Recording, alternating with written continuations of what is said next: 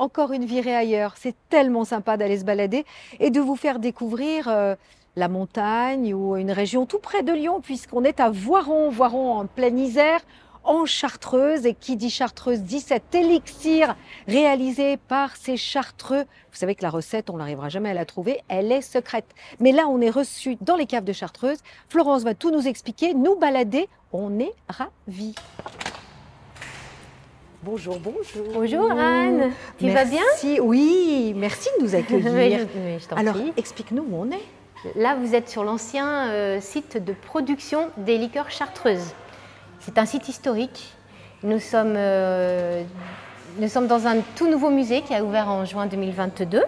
La production des liqueurs a dû déménager parce que le site s'est retrouvé classé ICPE. Et c'est vrai qu'en cas d'incendie, on avait quand même 2 millions de litres de liqueurs dans la cave, et les bâtiments se retrouvent finalement pas réglementaires en matière de distance. Donc il a fallu déménager la production qui est on maintenant. Dit pas où c'est. Si, on peut le dire.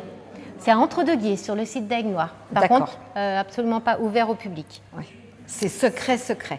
C'est pour ça service de sécurité. C'est exactement ça. C'est le site à Aigues-Noires qui est maintenant classé ICPE, donc on ne peut pas recevoir de public. Donc là, ici, ça nous a laissé plein de place.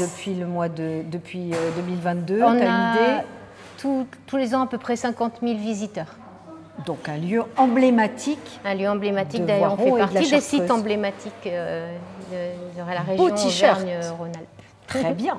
Alors, donc lieu très moderne, avec évidemment quelques touches anciennes des différentes bouteilles, je présume au cours des siècles, de cet élixir exceptionnel. C'est exactement ça. Vous avez quelques exemplaires de bouteilles qui, au cours des siècles, ont été élaborées. Ça, c'est ce qu'on explique aussi au cours de la visite. Oui. On a réouvert en juin 2022, 18 mois de travaux, parce que la production ayant déménagé, ça nous a laissé plein de place. Il y avait des archives qui dormaient dans les greniers et on s'est dit que c'était le moment de le présenter au public. Le musée présente 1200 pièces d'archives. Très bien. Donc tu vas m'en sélectionner quelques-unes qu'on va exactement montrer en exclusivité. On ne va pas montrer toute la visite. Non. On va montrer quelques petits trésors, quelques petits endroits qui ne sont pas forcément ouverts au public tout le temps, sauf exception. C'est nous l'exception. C'est exactement ça. Voilà. Donc si tu veux, on peut commencer. Avec grand plaisir, avec des très belles affiches qui rappellent quand même Lyon, la Chartreuse, Lyon-Chambéry, par la dent du chat. Ça parle beaucoup de tourisme aussi, des contextes de tourisme. Alors, là, on entre dans le musée, c'est ça? On entre dans le musée, on va le parcourir. Je vais quand même t'expliquer pourquoi est-ce que les Chartreux en sont venus à élaborer des liqueurs de Chartreuse. Je pense que c'est vraiment important. Après, toute l'histoire se découvre pendant la visite. Et donc, les gens passent combien de temps? 1h30 1h20 minimum. Oui. Ah, oulala, on est dans l'ambiance. Alors justement, quelque chose d'important que tu expliquais. Oui. Que dans la visite guidée que vous organisez régulièrement, où il y a des visites libres et certainement des visites réservées, vous avez un souhait qui est de créer une sorte d'immersion totale auprès du visiteur. C'est-à-dire qu'il entre dans un autre monde et il fait une déconnexion complète avec sa vie réelle. C'est exactement ça. Ce qu'on veut, c'est que le visiteur ait une déconnexion du monde comme le font les Chartreux et soit complètement en interactivité avec le guide et donc pas de photos, pas de connexion informatique pour oublier le monde extérieur pendant au moins 1h20. Ouais, comme ça on comprend mieux leur façon de travailler, leur monde du silence, du travail, du labeur et de la prière bien sûr. Tout à fait, c'est tout à fait ça. Donc là des espaces qui sont en effet comme tu le disais très modernes. Je vois des pots à thériaque là-bas, oui. Des très beaux pots. Néanmoins, je vais quand même commencer l'histoire avec Saint-Bruno, parce que Saint-Bruno, qui est arrivé en 1084 dans les montagnes de Chartreuse, avec ses 6 premiers compagnons, eh bien, est à l'origine de l'ordre des Chartreux. Ce qu'il faut savoir, c'est que dès le départ, ils ont décidé de travailler pour subvenir aux besoins de l'ordre. Si vous voulez en savoir plus, c'est intéressant aussi, c'est d'aller au musée de la Grande Chartreuse à 25 km, qui est là vraiment axé sur l'ordre et la vie des Chartreux. Et si vous voulez... Excuse-moi, je te coupe, est-ce que tu sais combien ils sont? Une trentaine aujourd'hui, ils vivent dans une cellule? On n'a pas le chiffre au jour le jour, mais c'est à peu près 25 à peu près au monastère. Ok. Mais il y a des frères et des pères. Et les frères, eux, ont des obédiences. Les obédiences, c'est le travail qu'ils ont. Eux s'occupent de faire vivre l'ordre, mais avec leurs obédiences. C'est-à-dire que leur travail permet aux pères, par exemple, de rester dans leur cellule pour pouvoir prier. Les frères s'occupent du travail. Ça peut être la cuisine, ça peut être le jardin. C'est ce que j'allais dire.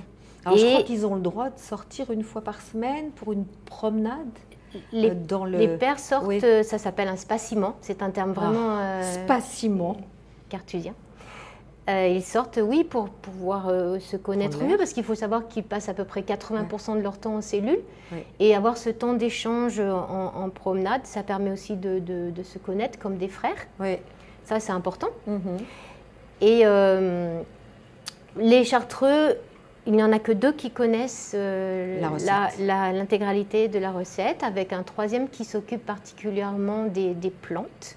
Les plantes sont reçues au monastère, à peu près une 40aine de tonnes de plantes sèches par an, et les sacs sont préparés là-haut et ensuite transférés jusqu'à Aigues-Noires sur la nouvelle distillerie.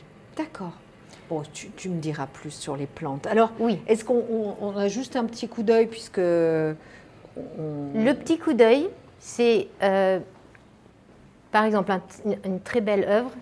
Nous avons ici un portrait du maréchal d'Estrées, qui lui est à l'origine de l'élixir végétal qui a donné naissance aux liqueurs de Chartreuse plus tard. En 1605, c'est le maréchal d'Estrées qui a donné le manuscrit aux Chartreux de Paris à Vauvert, parce qu'il y avait un monastère à Paris. C'est assez inhabituel, mais Saint-Louis leur avait demandé à ce qu'une communauté de Chartreux s'installe à Paris. D'accord. Et d'ailleurs, si vous avez l'occasion, je vous invite à faire une visite sur les jardins du Luxembourg, sur les traces des Chartreux, qu'on peut organiser sur Paris. D'accord. Ça, c'est encore un petit complémentaire tout à fait. Pour comprendre la vie des Chartreux. Bon, alors ça, qu'est-ce que c'est? Pour moi, c'est de la verveine, mais je suis peut-être pas du tout bonne. Non, c'est pas de la verveine. Je ne vais pas vous donner la réponse, que ceux qui viennent visiter essayent de deviner. Par contre, ce sont des boules de plantes. Alors, ces plantes sont dans les tisanes que les Chartreux élaborent, des plantes qui ont été identifiées aux abords de leur monastère, des plantes médicinales qui ont été cultivées depuis quelques années. Eh bien, les Chartreux élaborent des tisanes et ils font aussi de la gémothérapie. Et ces plantes-là, c'est pour faire travailler un peu les 5 sens pendant la visite. D'accord. On peut sentir, essayer de deviner. Donc non, je ne te donnerai pas les réponses parce que je de la menthe poivrée. Les visiteurs sachent à l'avance. Non, mais c'est bien. Donc vous faites humer les gens le long de ce parcours. Oui. Donc c'est interactif. On fait travailler ces 5 sens. Et pour travailler un sens, voilà, je vais t'offrir une petite meringue. Avec quelques gouttes d'élixir végétal qui a été élaboré pour la première recette en 1764. Ça, j'adore. Donc, les gens font aussi cette expérience-là. Tout à fait. Ça, c'est quelques gouttes. Alors, cet élixir, c'est 69 degrés. Et il est très efficace pour tout ce qui est déjà digestion. C'est un tonique. Donc, je t'en prie. C'est une petite meringue, c'est mieux qu'un morceau de sucre. On peut aussi en mettre sur un sucre. On peut aussi l'avaler pur, hein. C'est quelques gouttes. Donc, c'est le petit flacon de 10 centilitres. Il y a un petit compte-gouttes, justement, parce qu'on recommande quelques gouttes. Et puis, donc, ça, c'est en vente. C'est en vente. Tout à fait. Et ça s'utilise donc sur un petit sucre? Sur un petit sucre, en tisane, en grog. En tisane, ça veut dire que tu mets de l'eau chaude et puis tu rajoutes ça? C'est ça. Ah, c'est vachement bien. Les soirs d'hiver. Aux soirées d'hiver, aux soirées tout le temps. Super. Très belle expérience, là, tu vois? Chouette. J'adore. Alors, l'alambic. L'alambic, il y a certaines séries de plantes qui sont distillées. Et les alambics, d'ailleurs, je vais mettre une petite note, c'est que celui-ci a été fabriqué à Lyon. Vous pouvez le voir sur la petite plaque. Pour les Lyonnais que nous sommes. Pour les Lyonnais, voilà. Alambic que les Chartreux utilisent encore. Et pour faciliter leur vie contemplative, parce que la première vocation des Chartreux, c'est de rester au monastère le plus souvent possible pour se consacrer à Dieu et dans la prière et le silence et la solitude, eh bien, il y a une technologie qui a été mise au point, c'est-à-dire que les alambics qu'ils utilisent à la distillerie d'Aigues-Noires sont informatisés, ce qui leur permet de ne pas avoir à rester toute la journée pour surveiller la distillation, mais de pouvoir le faire depuis le monastère. Et le prieur nous a dit, quand cette technologie est arrivée en 1990, que c'était vraiment la technologie au service de la prière. Très bien. Moins les chartreuses sont éloignées de leur première vocation, et mieux c'est. Et nous, les laïcs, on fait en sorte justement que ce soit le cas. Parfait, le message est passé. Très bien. Maintenant, je t'emmène dans un endroit qui n'est pas ouvert au public, mais qui sont... je vais te montrer plusieurs endroits. Ce sont des endroits qui sont privilégiés pour les personnes qui font des ateliers tisane. Les ateliers tisane, ça sent les herbes, les plantes. Cet endroit-là, ce sera pour les visiteurs qui ont réservé un atelier tisane. Alors, ça veut dire qu'ils se mettent autour de cette table. Oui. Et on leur apprend à faire des tisanes ou à... Ils identifient les plantes. Notre naturopathe qui est là justement aujourd'hui les emmène dans un petit jardin qu'on a confectionné pour identifier les plantes et avec tous les conseils, les bons conseils qu'elle a, eh bien, apprend à élaborer. J'adore. À élaborer les tisanes. C'est de l'interactivité, les gens sont acteurs de leur découverte, ils sont dans un autre monde, tout est joli, les théières tout en vert, elles sont belles, ça donne envie d'y passer l'après-midi. Enfin, c'est le but, merci. Hein. C'est le but. Oui, c'est vrai. Et là, vous avez repris la déco d'une pharmacie ancienne, de la pharmacie des... Là, c'était un meuble qui était à l'hôpital de Voiron. D'accord. Qu'ils nous ont confié et qu'on a revisité. Ouais, très bien. Vraiment tout nouveau. Oui, mais j'invite vraiment les personnes qui sont intéressées sur les ateliers à choisir. Tisane à choisir Donc sur le site internet, hop, oui, sur notre site, on peut réserver. On a beaucoup de visites différentes et ça prolonge des expériences chartreuses aussi. C'est complémentaire avec la visite. C'est 1h30, ça peut être jusqu'à 2 heures. Ouais. C'est vraiment, je pense vraiment une immersion où les gens sont actifs. Et je vais t'emmener dans une deuxième salle justement où on fait les ateliers cocktails cette fois-ci. C'est dans un speakeasy. Alors quand même, tu vas me donner un petit secret. Quelle est la différence entre la verte et la jaune en dehors de la couleur? Et bien justement, c'est la couleur. Ce sont les mêmes 130 plantes. Simplement, la recette est différente, les proportions des plantes sans doute.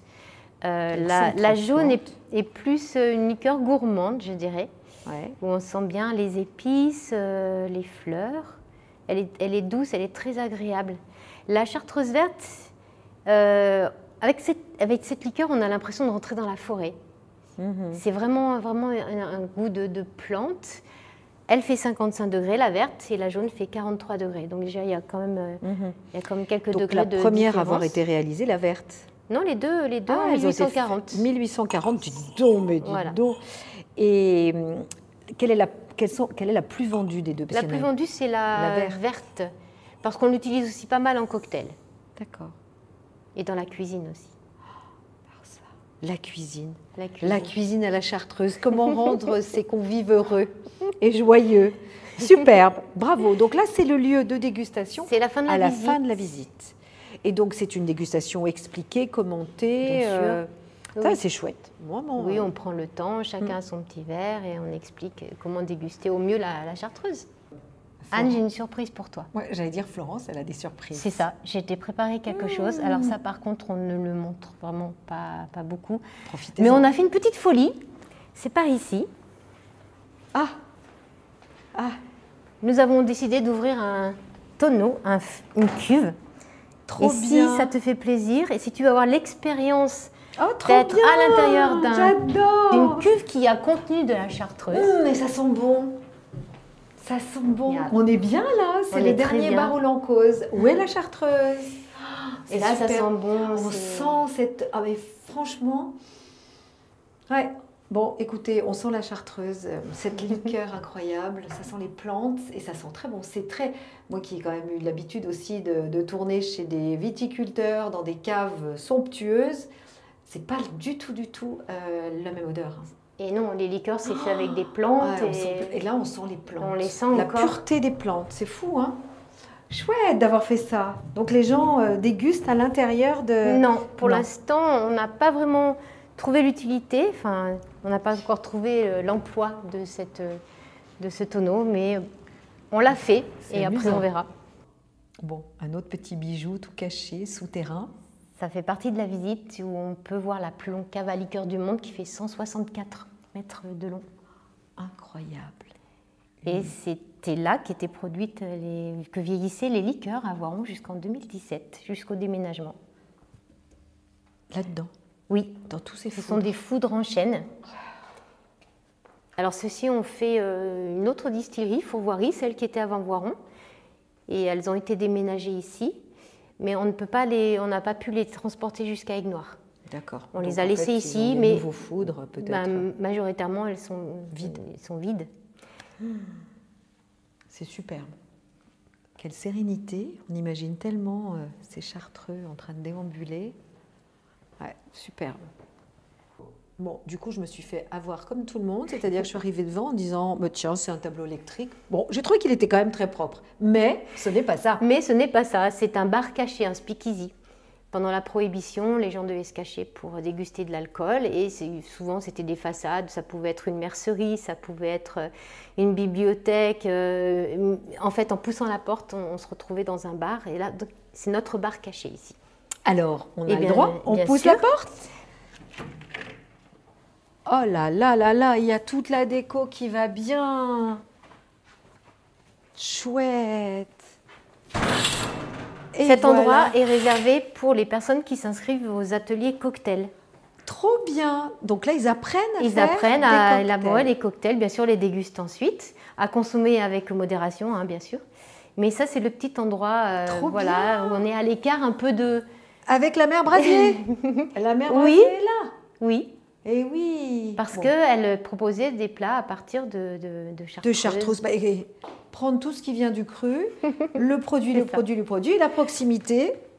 Formidable. Très chouette. Et donc ça, c'est souvent des week-ends. Principalement, les ateliers cocktails sont les week-ends. Il faut compter bien 2 heures de temps quand même. Et après, on déguste le cocktail qu'on a réalisé. Et on s'emploie à le refaire à la maison pour les amis et la famille. C'est fait.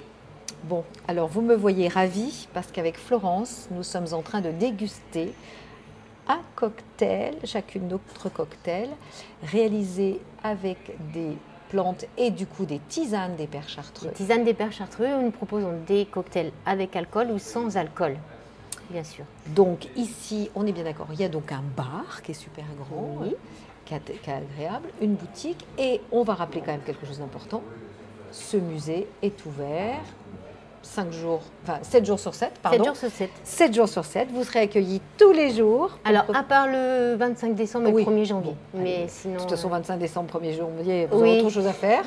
Mais donc, ouvert tous les jours. Donc, on peut profiter de la visite avec une de vos collègues super intéressante. Et ensuite, eh bien, les ateliers dont on a parlé, cocktails ou tisane. Voilà.